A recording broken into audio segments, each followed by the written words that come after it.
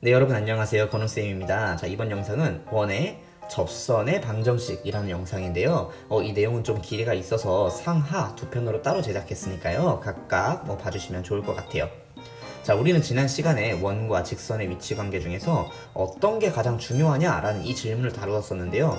우리는 만나지 않는 거, 그 다음에 한 점에서 만나는 거, 그리고 두 점에서 만나는 게 있었는데 이 중에서 선생님은 한 점에서 만나는 경우를 오늘 좀 강조하고자 합니다. 자, 먼저 만나지 않는 경우 같은 경우에는 이 도형과 직선이 그다지 관계가 없어 보이죠. 자, 그 다음에 두 점에서 만나는 경우에는 분명히 두 점에서 만나니까 관계가 있는데요. 자, 하지만 이것보다는 한 점에서 만나는 경우가 훨씬 더 중요합니다. 자, 그 이유에 대해서 알아볼까요? 자, 화면에 보면은 두 가지 지금 선생님이 곡선 모양을 이제 준비를 했는데요. 왼쪽은 일반적인 우리가 그래프에서 많이 볼 수 있는 그런 도형이고요. 오른쪽은 원이 있습니다. 자, 우리가 직선보다는 사실 곡선이 실제 우리의 세계에서는 많이 다루어지는데요. 여기 왼쪽에 보이는 이러한 곡선을 우리가 만약에 탐구한다고 하면요. 예를 들어서 이렇게 한 지점에서 어떤 일이 일어날까 이런 걸 우리가 만약에 고민한다고 한번 생각해 볼게요. 자, 그렇다면 이 점에서 일어나는 일을 탐구하기 위해서는 이 직전에 어떠한 경향이 있었고 이 이후에 어떠한 일이 일어날 건지를 우리가 보면서 탐구하게 되는데요. 이것을 탐구하기 위해서는 이 부분을 우리가 최대한 확대했을 때 어떤 모양인지를 살펴보게 됩니다. 그랬을 때요, 이 모양이 어떻게 생겼냐면 바로 거의 직선하고 유사한 형태를 보이는 걸 알 수가 있어요. 근데 이 직선이 어떻게 유사하냐? 바로 이 점에서의 접선과 유사한 것을 볼 수 있습니다. 어디까지나 확대를 충분히 해보았을 때요. 예를 들면 이런 식으로 충분히 확대를 하다 보면 이 굴곡이 점점 만만해져서 직선하고 가깝게 보이겠죠. 자, 그런데 이것이 의미하는 바는 뭐냐면요. 바로 이 점에서의 어떤 이 곡선 위에 있는 이 점에서의 정보를 이 빨간 색깔 선이 좀 어느 정도 알려주고 있다라고 이야기할 수 있습니다. 자, 이 개념은요, 사실 여러분들이 이제 2학년 때 배우게 될 미분이라고 하는 개념과도 연결이 되니까요. 한번 좀 유심히 보면 좋을 것 같습니다. 자, 그럼 마찬가지로 오른쪽에 있는 원에서도요, 한 점을 선생님이 한번 잡아볼게요. 물리 시간에 보면요, 이렇게 원형으로 돌아가는 물체가 갑자기 딱 놓아졌을 때 이렇게 운동 방향 그대로 원 모양으로 움직이는 것이 아니라 그 순간에 직선 방향으로 움직이는 것을 본 적이 있을 텐데요. 사실 이것을 수학적으로 좀 더 기하학적으로 해결을 한다면 이 원 위에 파란 색깔 점 부분을 최대한 확대를 하다 보면 거의 직선과 유사하게 보이는 걸 볼 수가 있어요. 점점 완만해진다는 얘기겠죠. 그리고 이 직선이 어떤 직선이냐라고 물어본다면 바로 방금 그렸던 빨간 색깔 화살표처럼 접하는 선, 접선이라고 볼 수가 있습니다.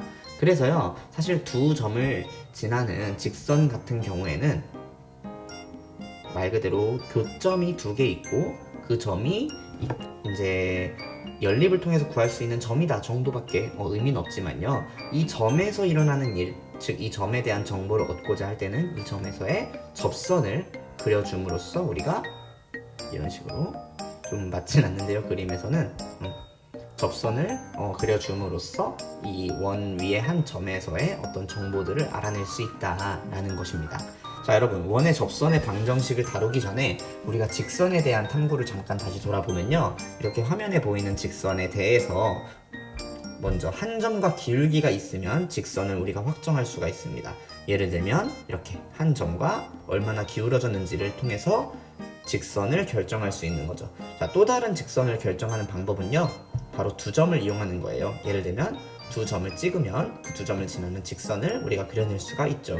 자, 이렇게 한 점과 기울기 그리고 두 점, 이것이 직선의 방정식을 구하는 방법이었는데요. 여기에서 좀 중요한 차이를 본다면 하나는 기울기를 알 때, 나머지는 기울기를 모르고 점을 알고 있을 때로 볼 수 있습니다. 그래서 우리는 접선도 마찬가지로 기울기를 알고 있을 때, 그리고 기울기를 모른다면 그 접선 위에 있는 한 점을 알고 있을 때, 이렇게 두 가지로 나누어서 접선의 방정식을 보도록 할게요.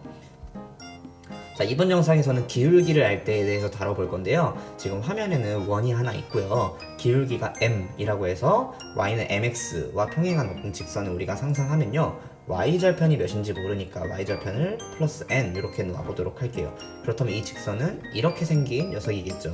y절편이 n인 주황색깔 직선이요. 자, 그런데 접선이라고 했으니까요, 이렇게 접한다 혹은 아래쪽으로 이렇게 접한다, 이렇게 두 가지 케이스를 우리가 다뤄볼 수 있겠습니다. 그래서 이 n을 구하는 방법이 무엇일까 알아보도록 할 건데요. 사실 우리는 이미 어느 정도 알고 있어요. 자, 첫 번째, 대수적 방법입니다. 네, 바로 위치 관계를 다룰 때 사용했던 건데요. 자, 원이 이렇게 있고 세 개의 직선이 있는데 이 중에서 각각의 그 방정식을 연립했을 때 그 2차 방정식의 판별식이 0보다 크냐 0이냐 0보다 작으냐에 따라서 위치 관계를 다룰 수 있었어요.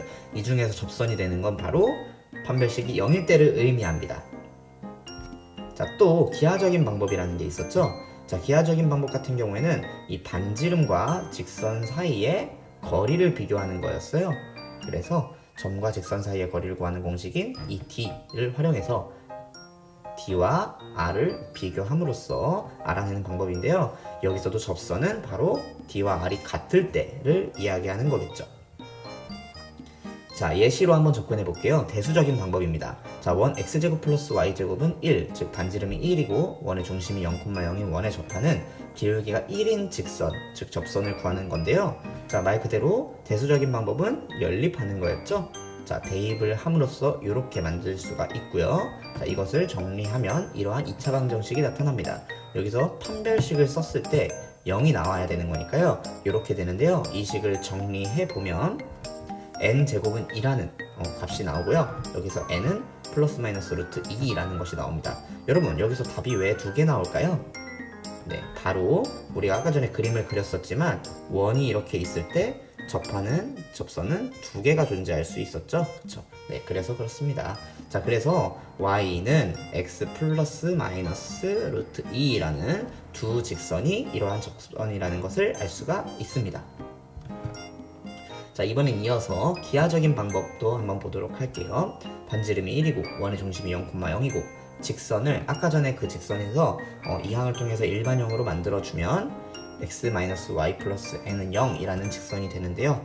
자, 이것을 중심과 직선 사이의 거리를 구해주면 이렇게 돼서 루트 2분의 n, 절대값 n이 됩니다. 자, 그런데 이것이 반지름하고 같을 때 접하니까요, 이를 풀어주면 n은 플러스 마이너스 루트 2가 됩니다. 자, 이렇게 이러한 직선을 우리가 구했을 때 y는 x 플러스 마이너스 루트 2라고 구했는데요. 사실 이것을 구하는 공식도 있어요. 근데 이 공식은 앞서 방금 보았던 대수적인 방법, 기하적인 방법을 미지수를 두고서 풀어서 바로 구할 수가 있습니다.